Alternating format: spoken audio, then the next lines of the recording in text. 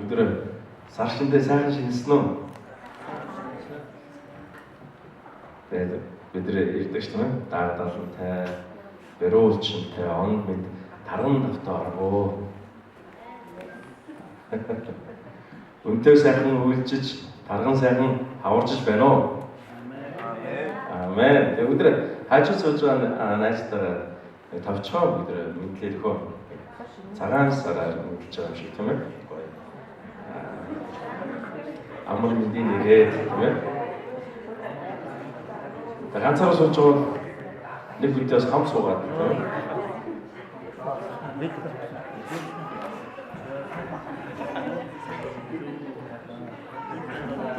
За, өнгөрсөн 7 хоног бидэрт тийм ээ бидний олж авах хүсдэг тэр баяр хөөр ад жаргал гэдэг зүйлийг бид нар хаанаас хэрхэн яаж олж авах талаар бид нар сурсан. Санаж байна уу? Тэгээ энэ дэлхий бол биднэрт ад жаргал баяр хөөр өгдөг зүйлийг арай өөр зүйлүүдээр бидэнд ингээ одоо дамжиж өгдөг. Тэдгээр нь энэ дэлхийн учраас өргөж төр зурих байдаг. Санаж байна уу? За маш хэцүү байх үедээ зүрхсэлтэн шаардсан байх үедээ та арих уулаа гэж бодоход энэ маань юу вэ? Төр зурих. Маргааш боллоо. Асуудал байдгаараа тийм ээ? Таны нөгөө нэг урд шин сайхан байсан тэр үеийг мартагдаад алгана гэсэн юм. Дээр нь сургаалт төгс номдэр хэлсэнчлэн юу гэсэн бэ? Түгээр зогсохгүй бид нар бүр түнээсээ ч илүү дор байдалд орох боломжтой гэж хэлсэн ба тийм. Сургаалт төгс номдэр юу гэсэн бэ? Ямар хүн шалтгаангүйгээр шарх сор болдог вэ гэж. Сургаалт төгс номдэр юу гэсэн бэ? Ямар хүн? Согтун юм шиг дээ. Ямар хүн шалтгаангүйгээр шарх сор болдог вэ? Согтун. Тэгэхээр та арх уулаа гэдэг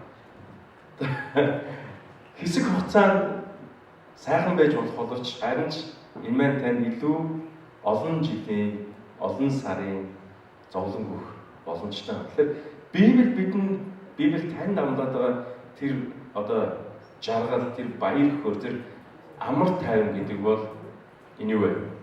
Энэ төр зүрх биш маа гэсэн. Амен. Энэ бол төр зүрх биш маа.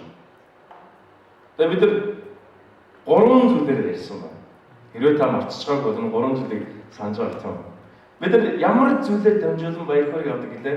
Мэдээж Бурхны ариун сүнсээр дүүрэх хэрэгтэй гэсэн юм.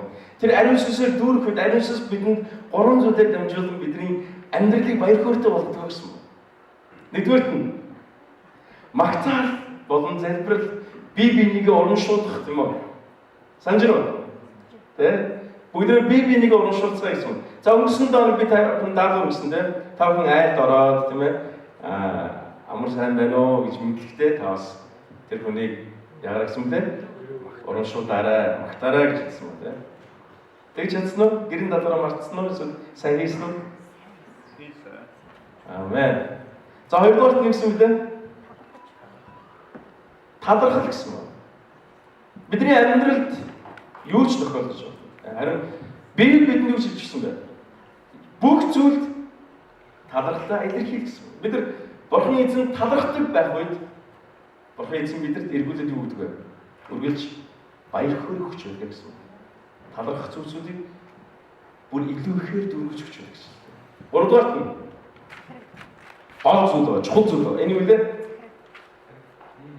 Бие биендээ нэг нэгэндээ захирагдах үед тийм нэг нэгэндээ захирагдаж нэг нэгэндээ дуулууртай байх үед бид нар нэг нэгээ өөрөөсөө дээр гэж хүлээн зөвшөөрөх үед эндээс бид нар юу авдаг гэсэн бэ? Баяр хөөргийг авдаг гэсэн. Амен. Манай энэ Монгол зүйлээр бүх идэвхтэй бие бинийгээ өөрөөсөө дээр гэж хүлээн зөвшөөрдөг хүмүүс байгаасаа эзний нэрээр өсөн өрөөж байна. Тэгээд өнөөдөр захирагдтай холбоотой бас нэг зүйлийг хэлсэн байна. Өнөөдөр бид нар өнөөдөр Библийн ишлэлээс үзэх юм бол юунд харж байна? Эхнэр нөхрийн харилцаанд гарч. Харин өнөөдөр бүдрээ яг юуны тоос оролцох гэхээр зэрэг бидний амьдрал тийм үү ариусаар дамжлын 3 зүйл бидэнд аж аргал баяр хөөргийг өгдөг бол бидний гэр бүлийн амьдралд юу аж аргалыг өгдөг вэ гэдгийг энэ Библийн Эфес номдэр маш тодорхой хэлсэн. Гэр бүл гэдэг нь юунаас гэдэг вэ? Эхнэр болон нөхөр. Тийм үү? Үнээс гэр бүл. Тэм учраас хурмаа хийж байгаа хүмүүсийг өнөөс хойш та хоёр тустай хүмүүс биш харин нэгэн гэр бүл боллоо гэж тохиолдог байна. Санаж байна уу? Тэр гэр бүл ханаас гэдэг байна? Эхнэр нөхрөөс гэдэг. Тэр энэ аж аргалтай гэр бүлийг Библи бидэнд зүгээр хитгэн гişтэй тайлбарлан хэлж өгөхдөө юу хэлсэн бэ? Эхнэр нөхөртэй захирал, нөхөр эхнэрээ хайрласан. Маш амархан хуулийг зарчсан. Маш амархан. Ерөөсөө хоёр зүйл угаасаа тийм. Нэгдүгээр нь юмсан бэ? Эхнэр тандаа хэлэхдээ юу хэлсэн бэ? Зүгээр нөхөртэй захирал. Хоёрдугаарт нь нөхөр тандаа хэлэхдээ юу хэлсэн бэ? Эхнэрээ хайрласан. Энэ үед гэр бүл ядах нь аж аргалтай байх боломжтой маа гэсэн. Бурхан үргэлж биднийг аж аргалтай баяр хөөртэй байгаас үүсдэг. Ээж аав нар ялгах өөр хүүхдүүдээ бүгднийг нэгж хүсдэг байна. Аж аргалтай баяр хөөртэй байгаас үүсдэг. Яг үүнтэй адилхан миний гэр бүлийг, таны гэр бүлийг Бурхан эзэн аж аргалтай байгаас үүсдэг. Харин гэр бүлийн аж аргалтай байдал нь хаанаас эхлэх вэ? Мэдээж ээж ааваас эхнэр нөхрөөс ирдэг. Ээж аав эхнэр нөхрөөс ирдэг. Эхнэр хүн нөхөртэй захирагдгийг суралцахгүй бол хожим энэ маш том асуудал болно гэсэн. Үр хүүхдүүд нь өмнөөс юу суралцах вэ? Яг түүнтэй адилхан зүйлийг суралцнаа гэдэг Бурхан мэдчихсэн. Тийм учраас эхнэрүүдэд хандаа хэлэхдээ Бурхан юу хэлчихсэн бэ? Зүгээр нөхөртэй захирагдана. Нөхөртэй захирагдсан. Энэ бол одоо эхнэрүүдэд хандаа хэлсэн Бурханы одоо хамгийн гайхамшигтай төлөвлөгөө байсан. Одоо нөхрүүд баярлж байгаа юм. Харин нөхрүүдэд бүр илүү өөрийг өгсөн. Юу хэлсэн бэ? Эхнэрээ хайрласан. Өнөөдөр бид нар хоёр зүйл гэж байна. Нэгдүгээр нь гэсэн бэ? Эхнэрүүдээ нөхөртэй захирагдсан. За бид нар хажуудаас сууж байгаа эхнэр хүн байл бид нар хэлэхгүй. Эхнэрээ нөхөртэй захирагдаарай.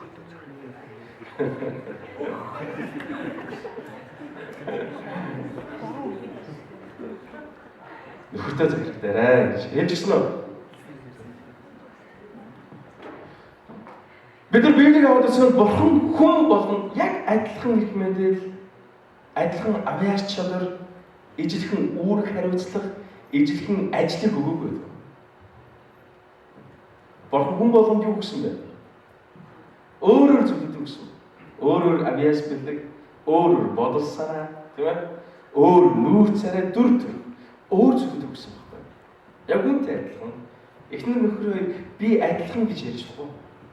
Бурхан өөрөөр хариуцлах гэсэн баг, өөрөөр хариуцлах гэсэн баг. Эхнэрүүдэд ямар өөрөөр хариуцлах гэсэн бэ? Нөхөртэй захирагд. Нөхөртэй захирагд гэдэг өөрөөр хариуцлах гэсэн баг. Гэтэ Паул энэ дээр нөхөр хүн эхнэрээс илүү юм аа шигдээгүй. Харин энэ хоёр хүний юуг нь зааж өгч байна? Бурханаас өгөгдсөн тэр их мэдээлэл, тэр дүр, тэр хариуцлагыг л зааж өгсөн. Эхнэрийн хариуцлага нь юу вэ? Нөхөртэй захирагдах хариуцлага байх ёстой гэж хэлсэн. Бурхан гэр бүл дотор нөхөр нь арай илүү одоо эрх мэдэл өгсөн юм аа гэж хэлж байна гэсэн. Бурхан эрэгтэй хүнд эхнэрээс илүү юу өгсөн бэ? Эрх мэдлийг өгсөн гэсэн.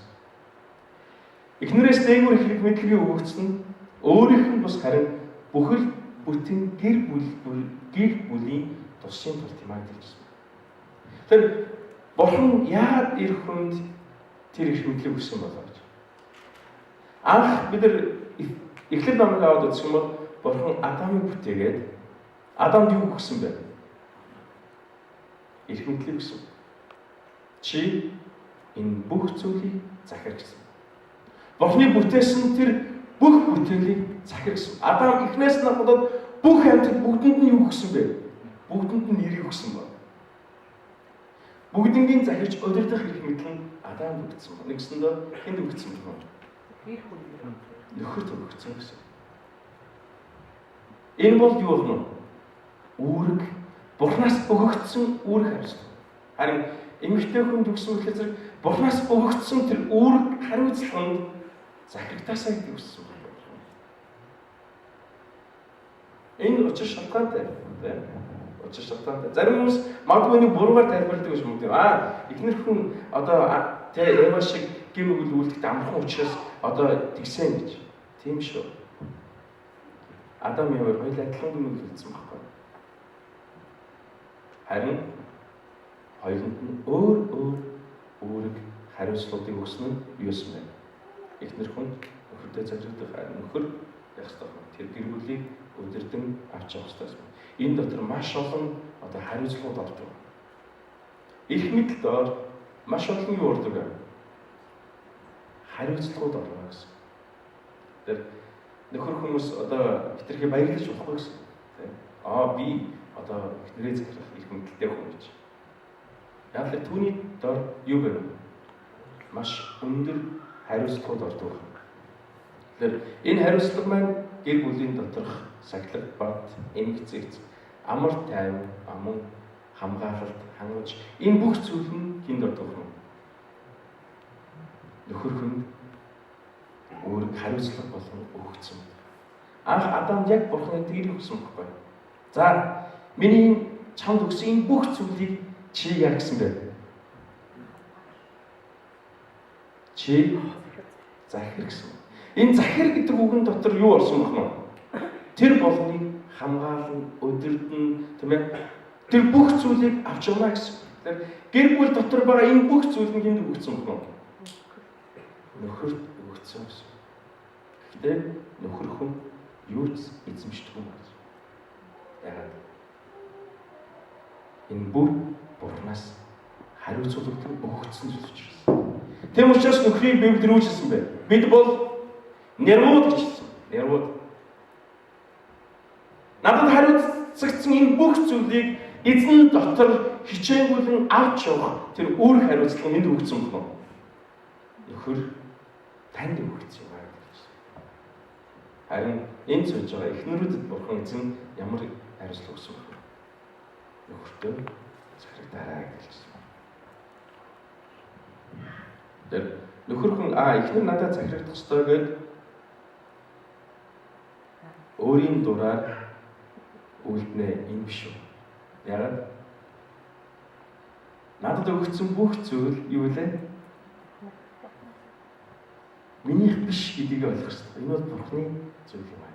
Харин би Бурханаас надад өгсөн бүх зүйлийг эзэмшихгүйгээр харин Бурханы алдрын төлөө үнийг яадаг вэ? Хичээнгүйлэн авч өдөрдөж хамгаалж авах ёстой үүрэг хариуцлага нөхөртэй байсан. Тэр эхнэр болон нөхөр хоёрт өгөгдсөн одоо тэр хариуцлагыг аваад авсан бол нөхрийнх нь илүү өндөр байна гэсэн. Өндөр байна гэсэн. Эмэгтэй хүнд бол ганцхан зүйл өгөгдсөн ба. Тэр юу вэ? Нөхөртэй захирах. Энэ зүйлийг өгсөн ба. Өөр юм яриаггүй. Харин эрэгтэй хүн бол тэр маш олон зүйлийг тайлбарлаж өгсөн ба. Бурханыг ойлгохын тулд. За юу тайлбарласан бэ? Өнөөдөр өссөн бид дөрөвчсөн байна.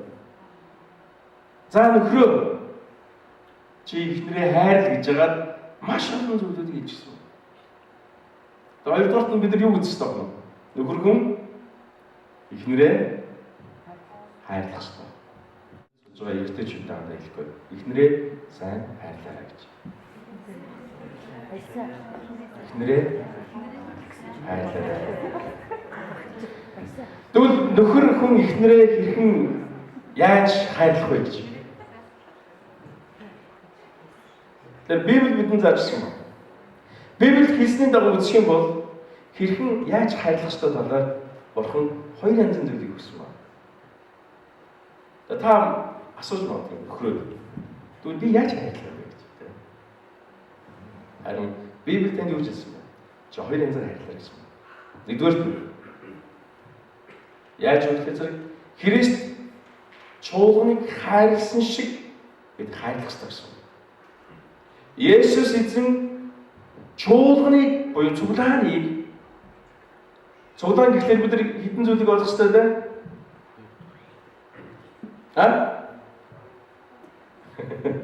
Би танд хинт өгөөд шүү дээ. Хэдэн зүйлийг ярих ёстой вэ? Хоёр шүү дээ.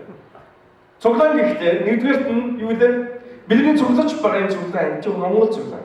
Хоёрдугаарт нь цуглаан гэхдээ бид нар юуны тухай ойлгож байгаа юм? Та өөрөө бол юу вэ? Цуглаан юм гэж. Та өөрөө хүн болон цуглаан гэж. Яг миний дотор ариун сүнс оршдог.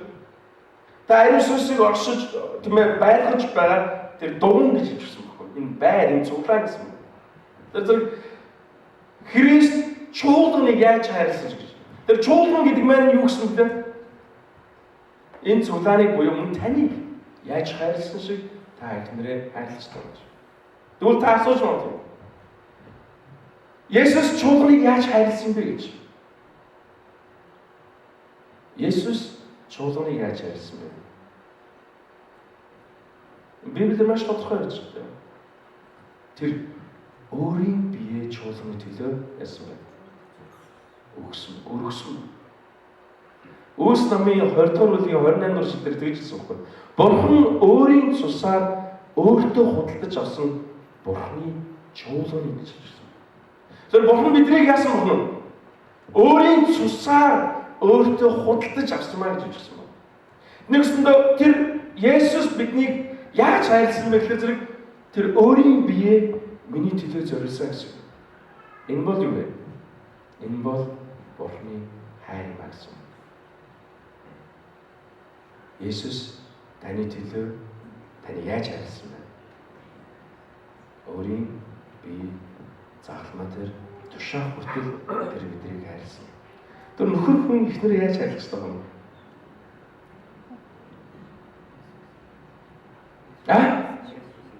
Өөрөө тийм. Өөрийгөө өргөх хэмжээнд хүртэл хайрлах хэрэгтэй гэсэн. Амен. Та эхнэрийн төлөө амиа өгч чадваа. Ганц хоёр үг хэлээ. Босдоо.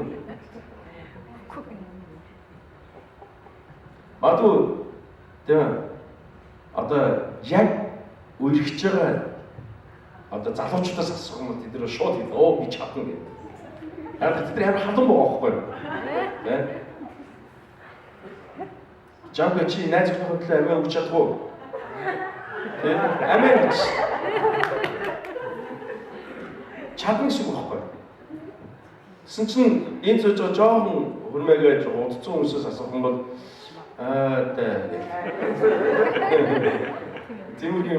Тиймэрхүү үнгээс гарах гэдэг байна тийм үү? Харин би бидэнд хэлдэг юу гэсэн бэ? Нөхөр хүн бол хизээд эхнэрийн төлөө амиа өгөхөөс буцахаар гэхээр би эхнэрээ яах вэ? Хайрлах гэсэн. Амен. За та хүн бодоод үзээрэй. Чуулган биднийг Есүс биднийг ямар байдалтай байхад хайрлсан гэж нав бодож байна. Хачи юм байхад хачи юу гэсэн. Есүс биднийг ямар үед хайрлсан бэ гэж та хүн бодож үзсэн юм шиг байна. Тэгээд бид нар яг анх Есүсээр ирэхдээ би ямар байсан бэ? Та тэр үеийн тухайн үеийн нөхцөл байдлаа та хүн бодож үзсэн юм шиг байна. Би ингэж бодоход би үнэхээр Бурхан талархдаг. Вау, Бурхан та намайг аварсанд баярлалаа. Тэр шавханаас намайг татаж гаргасан баярлалаа. Үнэхээр Бурханд хэлдэг байх. Бурхан биднийг яг байгаагаар нь хайрлаад биднийг яасан бэ? Тэр биднийг хайрлсан. Тэр бидний төлөө тэ шавхатаа зурлалцсан. Тэ хогийн царайтай байхад Бурхан биднийг яасан бэ? Түрүү хэлсэн тэр биднийг усанд угаагаад тэгээд яасан гэлээ? Яг тийм төвтэй байхад Бурхан Есүс миний төлөө өөрийгөө зориулсан. Та эхнэрээ тийм төвтэй байхад түүний төлөө өөрийгөө зориулж чадахгүй. Танаас Есүс тэгж асуусан. Та юу ч хэлэх гээд байна. Солонгоо нэг сонир уцалсан тий. Хачин юм байхад чам чи түүний төлөө өөрийгөө өгч чадах. Одоо дуун арай сул уу?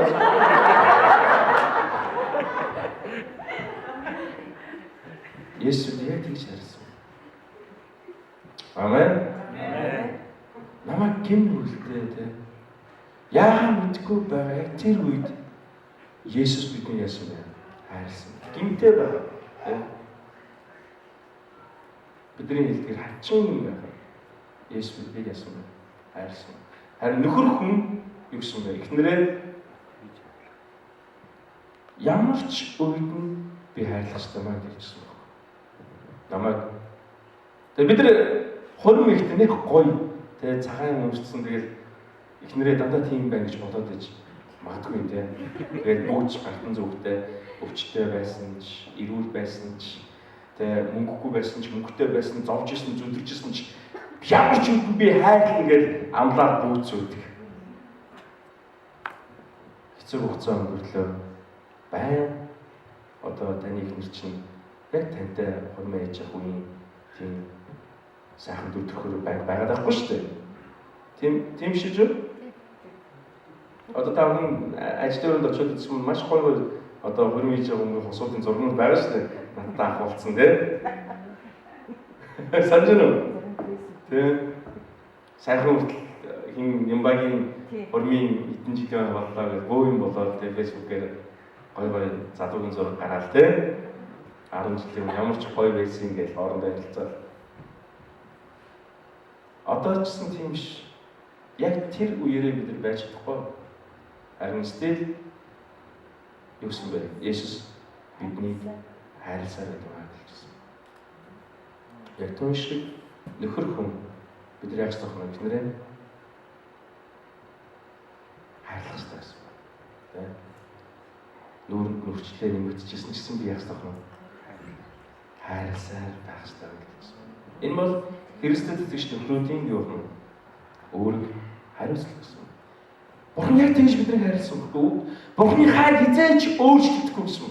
Тэр таны их нэртэй хангаж байгаа тэр хайр чинь хизээч өөрчлөгдөх ёсгүй гэсэн. Амен. Амен. Гэтэ яг энэ хайрын яг Бурханы энэ хайрын учрыг ойлгосон үед бид нар яг тэгж хайрлаж чаддаг. Тэр энэ Бурханы энэ агапе хайр гэж яриад байгаа тийм. Энэ хайрыг бид нар ойлгож чадахгүй бол бид маш амархан бүдрэхэд чөлөөтэй болдог. Та бүхнээрээ Есүс намайг яаж хайрласан шиг хайрлаж урч. Амен. Амен. Түнээр хөдлөө амиа зориулахаас буцхааргүй тийм гайхамшигтай ирчүүд байгаасаа эзнээр өсөж ирж байна. Амен. Амен. Хоёрдугаарт нь яаж хайрлах ёстой юм бэ? Өөрийн биеэ хайрлах ёстой юм. Библиэр л ихтэй ингэж хэлсэн байна. Эх хүн эцэг эхээ орхиод яадаг гэсэн бэ? Их нэртэйгээ нэгдэн тэр хоёр нэгэн бие болдог гэж хэлсэн. Библиэр маш тодорхой гэж хэлсэн байна. Эх хүн яадаг гэсэн бэ? Эцэг эхээ орхиод их нэртэйгээ нэгдэн тэр хоёр нэгэн махан бие болдог гэж хэлсэн. Амен. Амен. Та их нэртэйгээ нэгдсэн бол та юу вэ? Нэгэн махан бий болно гэсэн. Нэгэн махан бий болно гэсэн. Та яг өөрийгөө хайрлаж байгаа юм шиг та эхнэрээ явах болно. Хайрлаж, халамжилж, хамгааж авч байна. Өвдөх үед нь та явах болно. Хамт өвдөх шүү дээ. Тийм үү? Баярлах үед нь та хамт баярлах шүү дээ. Эхнэр чинь харгалах үед та явах болно. Хамтарлах. Эхнэр чинь турах үед та яаж тахна? Атарах хэсгүй. Амен. Зарим хүмүүс атарах хүмүүс болон хоёулаад байна. Гэтэл намайг хар. Эхнэр болон та юу вэ? Нэгэн бие. Нэгэн бие юм аа. Амен. Таны яг зүгээр нэг чихрээс сонсоод амен гэж хэлээд нөгөө чихрээ гаргаж та яг үнийг тэгж хараасан гэж бид хоёр нэгэн бие юм аа. Амен. Яаж монголчууд бид тэгж чаддгаа. Яагаад? Уг нь Библиэд маш тодорхойлсон байна. Эх хүн эцэг ихээ орхио. Тэг яах гэсэн бэ? Их нэртэйг нэгтгэж гэсэн. Гэтэл эх хүн монголчууд яаж юм бэ? Эхнэрээ дагуулад эцэг ихэн дээр давхад өгсөн. Ингээд асуудал үүснэ гэсэн үг. Ингээд асуудал үүснэ гэсэн. Эхнэрээ авах уу? Ээжийг авах уу? Эхнэрээ авах уу? Ээжийг авах уу? Огн Библийн зарчим юу вэ? Эх хүн эцэг ихээ орхиод эхнэртэйгээ нэгэн бий болдог гэсэн. Та эхнэрийгээ дагуулад эцэг ихэндээ очих юм бол эхнэртэй хоёр нэгэн гэр бүл болоход юу вэ? Нэгэн бий болоход маш хүндрэлтэй болдог. Тийм учраас би залуу гэр бүл болж байгаа хүмүүсийг юу гэж зөвлөдөг вэ гэхээр тустай амьдраарай гэж зөвлөдөг. Тустай амьдраарай. Хэцүүсэн тустай амьдраарай. Тэгэхгүй л яадаг вэ? Асуудал гардаг. Эхнэр бол таны хувьд юу вэ? Таны бие байхгүй юу? Та эхнэрийгээ өөрийнхөө ээж, аав, өөрийнхөө ихч дүүнээс илүүтэйгээр эхнэр яах ёстой вэ? Хайрлаж авч явах ёстой. Энэ бол нөхөр хүний үүрэг хариуцлага. Энэ бол юу вэ? Эр хүний Христэд итгэж эр хүний үүрэг ёстой тэр үүрэг хариуцлага. Та гэрснийхэн дараа их нэртэйгээ нэгэн махан бий болно гэсэн. Та зөвхөн өөрийгөө тордоод байж болох гэсэн. Та бас яах ёстой вэ? Эхнэрээ авч явах ёстой юм аа. Энэ өөрийн хариуцлага нөхөр хүн. Тэгээ энэ сууж байгаа нөхрүүдээ энэ сууж байгаа аамра энэ бол хиний үүрэг вэ? Таны үүрэг. Бидний үүрэг. Миний үүрэг. Өдөр өөрсдөө эхнэрийг өөрийн бие шиг тийм ээ хайрлаж сурцгаая. Аамен. Бид нар бол боломжтой хүмүүс юм аа. Энийг суралцахад яагаад? Яг л үүнийг хийж чадсан гайхамшигтай аав биднэрт байгаа байхгүй. Бид нар түүнээс суралцаад түүний жимээр явах үед бидэрт зэн боломжгүй мэт зүйлсүүдийг бид нар боломжтой болдог. Тийм учраас Филиппын намдар юу ч хэлсэн бэ? Надад хүчээ өгөгчийн дотор би бүхнийг хийж чадна гэсэн. Хүүхэд аавгаад өрөөдөг. Тэ? Хүүхдүүд аавгаад өрөөдөг. Бид нар яг Есүсийг дөрөх үед энд хэлэгдэж байгаа Бурхны үгэн дээр хэлэгдэж байгаа бүх зүйл бидний амьдралд боломжтой гэсэн үг. Яг Бурхан боломжтой бидэнд хийж чадах зүйлүүдийг Бурхан бидэнд өргөж өгдөг учраас. Хизээч аав хүн 2 настай хүүхэдтэй 20 битээ өгөхөд усанд явж чадар гэж явуулдаг. Яг аав мэддэг байхгүй. Энэ хүүхэд хэдэн литр юм дийлхөө гэдгийг аав мэддэг. Яг түүнтэй адилхан Бурхан эцэг бидний хийж чадах болон хийж чадахгүй зүйлсүүдийг бүгднийг маш сайн мэддэг учраас тэр бидэнд боломжтой зүйлүүдийг өгдөг. Энэ бол боломжтой юм. Та эхнэрийг нэг харахгүй юу?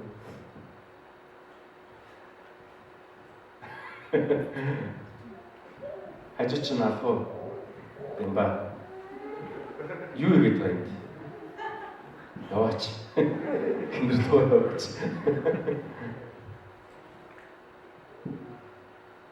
Бид нар яах вэ? Хинэрээ өөрийн бие хайрлж, гамж авч явах шиг даачсан байгаа хинэрээ хайрлж, гамдаж авч яваасай гэж Есүсийн нэрээр хүсэн өрөөж байна. Амен. Хүмүүс ерөөсө дуурахгүй хүрээгээд байна. Эхнэрээ хайрлаасаа өрч байна. Амен. Амен.